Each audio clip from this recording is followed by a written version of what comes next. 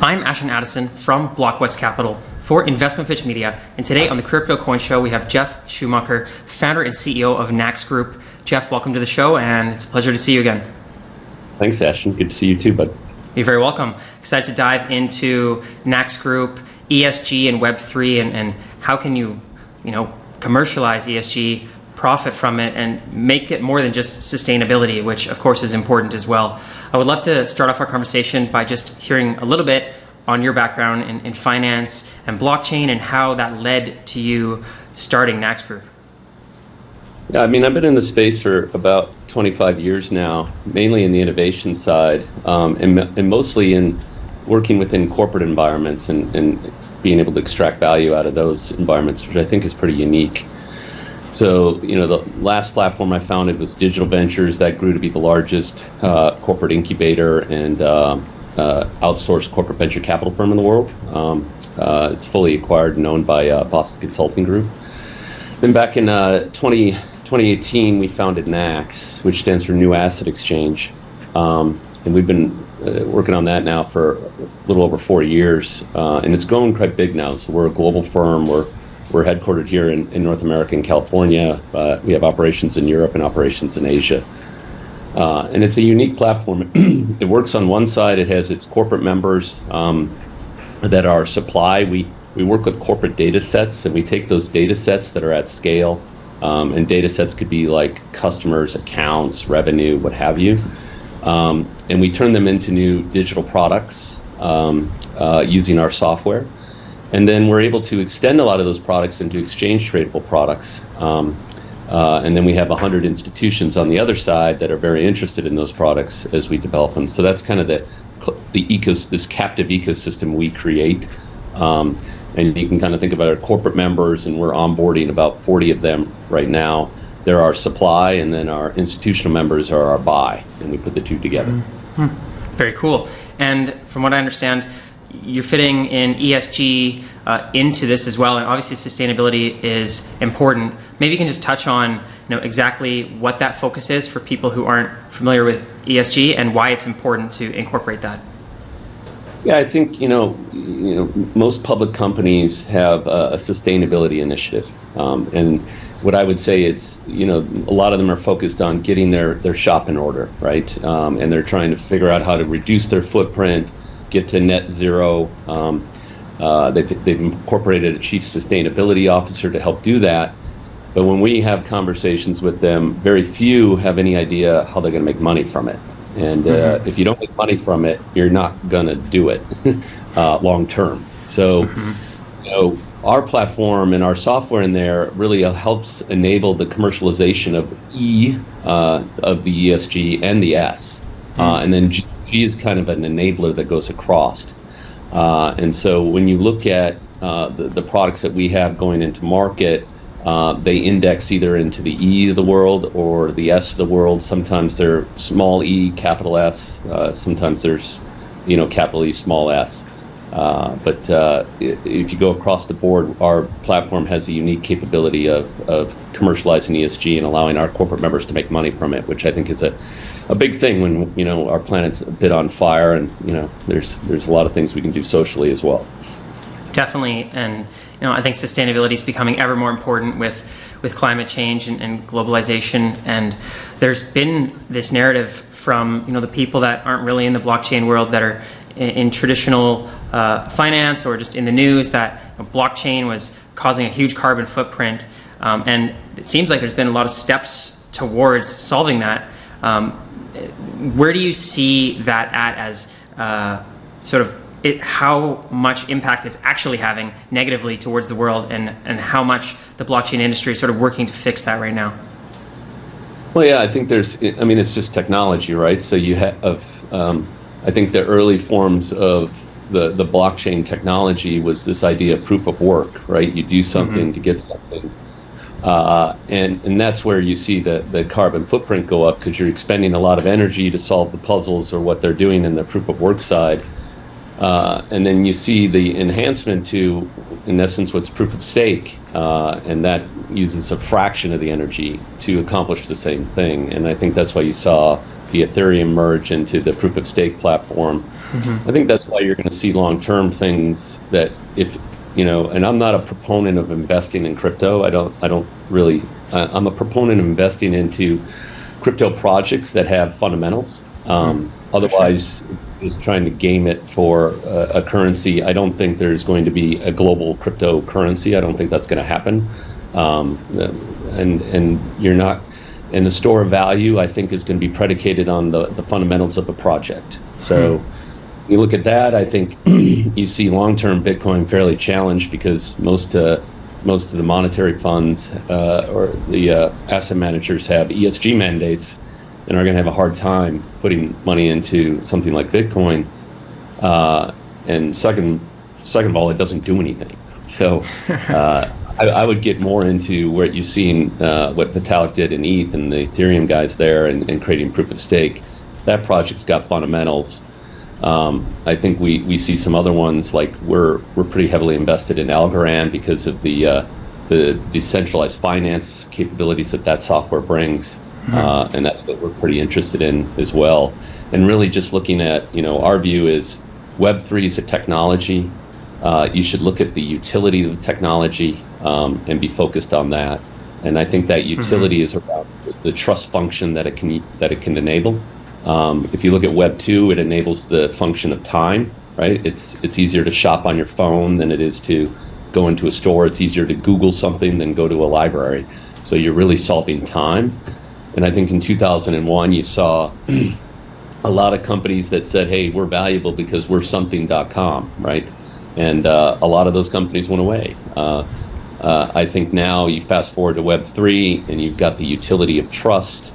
You can see how I trust the side of the transaction. I trust that something is there. You can see in that area, finance is going to be one of the areas where it's going to play. That's the only area that we see we're using it right now, is in the finance place. But we're just focused on the utility and the utility of trust. And when you look at that, you probably get rid of 95% of the projects that are out there today. But there's some strong ones with fundamentals, and we think Algorand is one of them. Ethereum is another, and there are a few others behind that as well. Some very interesting viewpoints, and I agree with you. We're sort of seeing a rerun from the 90s of 95% of the companies that don't provide value or fundamentals will disappear, and but there will be that 5% or less that become the next $1 trillion companies that we see 30 years from now, and those could be around right now, or they may not be yet here. So that's why it's good to pay attention to this industry. And you mentioned there about DeFi. I think it's very important and sort of at early stages, but we're seeing more financial products come in, whether it's derivatives, options, sort of financial products that you'd see in traditional finance, but tokenized or more in a decentralized finance aspect where you don't have to trust a third party. And it looks like more and more there's different kind of products that right now in the stock market, derivatives are a quadrillion dollar industry, when you can just make so many different kinds of derivative financial products. That seems to be seeping into the decentralized world. Is that something that NAX is focused on, or do you think that will continue in the way that we're seeing it right now? Yeah, no, that's one of the big things. We have there's two sides of our business. One side we have a software and development side, and the other side we have a structuring and trading side, right? So on our exchange side, it's very, very focused on what kind of exchange tradable products you can create. And so we have an art lending platform we just launched. It's called Watercolor, and we're doing that with AXA. And that's issuing art loans on a range of $50,000 to $500,000 per piece of art. So on the ESG side there, what we're really doing is the S on this, and we're democratizing art. We're allowing more participation from artists and people to participate in art. And if you lend to get art, you buy more art, just like the car loan did to the auto industry. Back when you had to pay cash for cars, and then they created the car financing, and what it led to was now households could have two cars because you could finance cars. You didn't have to pay full cash. Well, what did that mean? Well, once you have two cars, you enable two incomes to work. Back in the 60s and 70s, you now had women that were able to work, leave the house because it wasn't just one car, or Two, the spouse was able to leave, whether it's the woman or the husband, be able to leave, but you'd have a two-income family just predicated on a car loan. And so that's that democratization that we focus on the S. On the art side, you get people buying more art. You have artists that are being able to sell more art. You get more participation in art, and generally that grows. And if you flip on the flip side of that, on the exchange tradable side, we're appending an art loan, and we're using the insurance data profile to do that. So the insurance, just to make it dumbed down, the insurance captures about 25 attributes of art to insure art. Subset of that, 12 attributes are required to lend. So that's how we create the lending. Then we append on that the appraisal data as well. Then you take that data set and you can package up the loans into what they call an ABS, and it's an art-backed security, and it looks and it trades like a mortgage-backed security, just with shorter term and higher yield. And what people that are going to trade that, what traders will tell you is they need data. They need the more data that they have, the more valuable that asset is to trade. And then once you have a valuable asset, then you can start to say, well, I can do different derivatives on that. I can say, I can create a future. I can use this art loan as a proxy. Is art going to be more valuable in the future or less valuable in the future? I can create indices off of it. I can, is art counter-cyclical to market or where it is? It gets even more powerful because unlike houses, you can move the art. So if you don't like the North American art market, you can sell your art in Asia, right? You can't move the house to Asia. You're kind of stuck. So this creates a lot of interest, and this is just one of our platforms. But the exchange tradable side, it can get very, very interesting. We have another platform we participate with in Europe called 360X. That's with Deutsche Börse. That is the retail side of what I just explained. So what I was talking about in the trading, the product there, these are more institutions trading these products. What we put out with 360X is the idea there is where we can get the retail side of the trade, and that's where tokenization comes in, and some of the more, you'll get the retail or the C participation in these markets. But again, you got to, you can create all the derivatives you want, but you got to create it off a product that has fundamentals. Otherwise, you're definitely just creating. And I think that's, one of the issues I have around the crypto space is they're like, hey, I'm creating a derivative off of, whatever token that's out there. And I'm like, well, what does that thing do? Well, it doesn't do anything. So you got garbage on top of garbage. And I think that is just because you can do something, which is great that the Web3 enables a lot of these things and can remove a lot of the intermediate steps that you otherwise would have to take. But you still got to start with something that is fundamental. And if you don't have that, then you're just you're just hot air.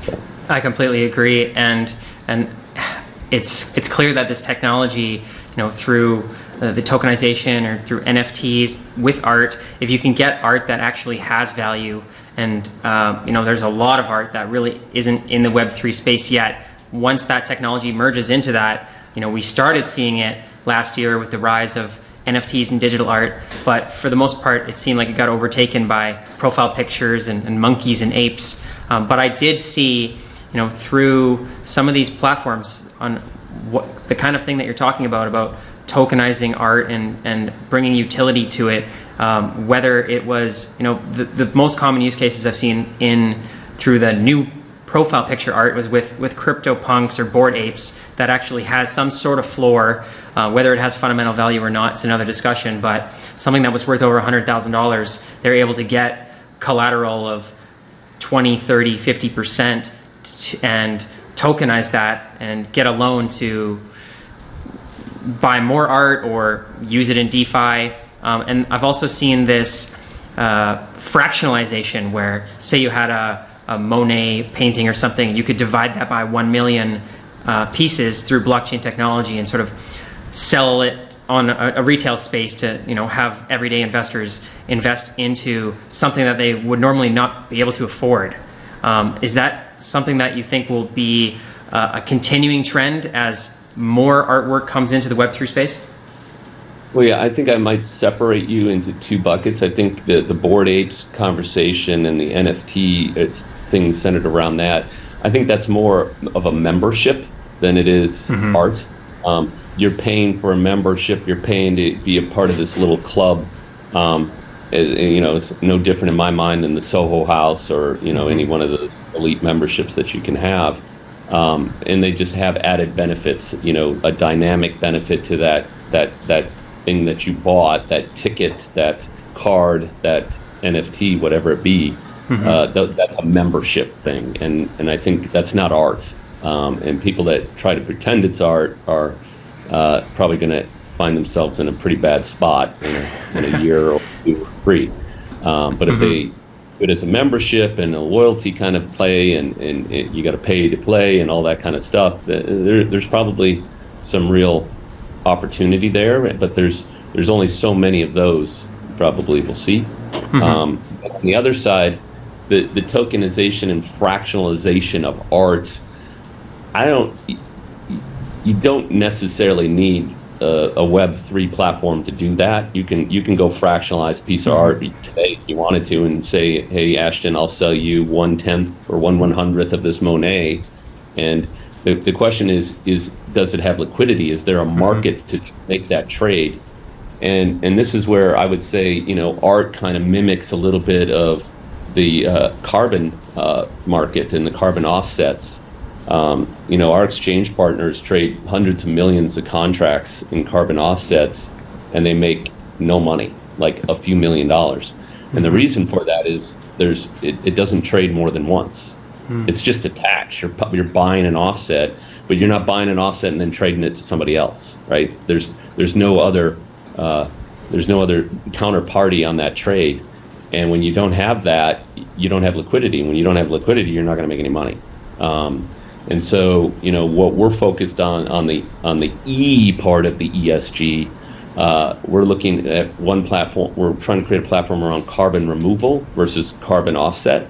And we're looking at a function of stopping deforestation. So we lose about 80,000 acres a day right now. Wow. Globally. That deforestation that we're losing globally is worth about 15% of the carbon emit on the planet. Put that in perspective, that's about 7 times, a little over 7 times what the United States emits. So this is big. The problem you have is the forest fires or the deforestation is happening because it's more valuable in the farmer's mind to burn down this rainforest for palm oil or for grazing than it is to leave it alone. And now when you can come in here and we're working with the ability to, one, insure undeveloped land. Once you can insure it, I can securitize it. Once I can securitize it, I can create instruments that allow those landowners to receive compensation to not develop the land. And then what we do, remember, we do 2 things at NAX. We create digital products, which in many cases are marketplaces. And then out of those marketplaces, we create exchange tradable product that actually can come in and make that marketplace more efficient. So in this world of where we're trying to create a eco-friendly solution to stop deforestation, we're trying to create a marketplace. And if you think about like the mountain gorilla in Congo, NGOs spent billions of dollars trying to stop the poaching of those gorillas, and they were arming the park rangers and all these things, and it still wasn't stopping. Then you get ecotourism coming in now, and now all of a sudden you have restaurants that are full, hotels that are full, car services, tour services. Now you have community pressure or marketplace pressure to stop the poaching, and it's largely working, more so than just trying to pay people off. So the same thing in deforestation. If you're going to go in and stop deforestation, you can't just give the landowner money. You got to actually create a market around this. So on one side, we're working on that, and then the other side, we can create the securities that can actually fund the market. And when you buy a carbon removal credit, well, once I have a removal, and that's based on we have other partners that can give us the data sets that tell us what the canopy is removing of carbon every day. So on one side, we can insure it, we can then securitize it, we know how much carbon comes out, we'll insure it for 30 years, you can buy that removal credit for 30 years, and carbon removal is carbon removal. It doesn't matter where it is. So now I have the first standardized global carbon removal credit. Once it's standardized, now it trades. Because right now in the carbon offset, the US does its own way, Europe does its own way, California does its own way, China does its own thing. There's no standardization. And so that's one of the big things we're doing around the E and the standardization. And once you have standardization, you have liquidity. Once you have liquidity, you got a market. Incredible. And yeah, I would love to I feel like that would be something that we really need. And if that could be a part of the narrative for Web3 and showcasing, hey, when we do tokenize this stuff, we can actually help save the planet. People understand the benefits of creating these marketplaces. How far along is that? When are we going to be saving the forest through Web3? Well, that product is in development with us right now. We'll probably be prepared to announce it in January. We're targeting, NAX is a full member at the World Economic Forum. So we were targeting around that to announce the product. So it's in design right now, in development. And then hopefully we can bring it out around that time. And so you'd hear that. We have another product around methane reduction. Where there's the pipes and the pumps that oil companies have and how much methane they leak, and a lot of the companies don't have the means to go fix it. So we can come in again, a different type of securitization, and actually fund the fixing of those pipes and pumps, and we can create a marketplace of different participants that participate in that, and then come in and securitize or fund that fix, and that's a 5-year credit, because it doesn't take you 30 years to fix something. You can fix it in a shorter period of time. That's another one that's under development that we have too. And I'm more just giving you those as examples that you can see that you can use Web3 in a utility and actually really affect the E of ESG. Not to mention, obviously the democratization capabilities that it brings and gives you the S. As we talked about with the R. Incredible. And your team is working on so many different initiatives, and I'm curious on your insights and what you think will be some of the main drivers for the next narratives of the next upcycle of Web3. We saw DeFi and NFTs. Do you think it will be 2.0 versions of those, or introduction of these other industries that weren't previously involved in Web3, sort of getting on top of this technology, like these kind of industries that you're talking about? Or what other narratives do you think will drive sort of the next cycle? I think, the big narrative we'll probably be pushing is the utility of Web3, and getting away from someone that says, oh, I'm going to create this new currency that everybody's going to, I would dry that out and fertilize my lawn with that statement. And then you get into the store of value. Well, I think store of value is going to be attached to fundamentals. So just like you see the crypto market really tracking at a discount to the tech market out there, and the tech companies have to have fundamentals or they go away pretty quickly, right? And you're seeing that as well here. So I think really, rather than the Web 5.0 or whatever, some person will come up with some other analogy, I think it's going to be looking at what we already have, looking at the projects that really have fundamentals, and then those projects can be, quote, a store of value. But we're going to be looking at projects that have the fundamentals and then, in our view, have utility that we can use. And so I think you'll see a lot of them center around decentralized finance, because I think there's significant opportunity there. And from our side, we're looking to bring on the corporate participation in those, and that's what you need, I think, to create the staying power. And so we're really only looking at things that have, quote unquote, institutional grade or enterprise grade. So we're very focused on that, and platforms that have been very hardened, or projects that have been very hardened around that. And I think that's why you see us gravitate toward ETH, and you see us gravitate toward Algorand because out of there that we see that those have utility. Some others do. Solana is another one that has some pretty strong utility and things. And then, we look at exchanges like FTX. We see what Sam's doing over there.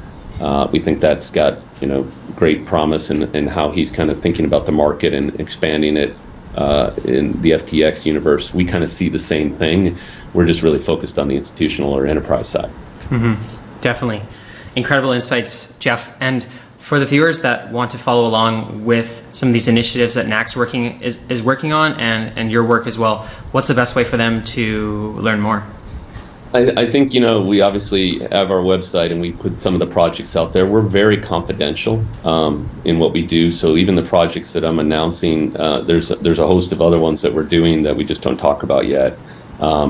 But we have, we use the forum at the WEF, so you'll see us announce a few of our projects and show what we're doing there. We do things at the SALT conference. Again, you'll see us announce there, and Milken, you'll see us announce there.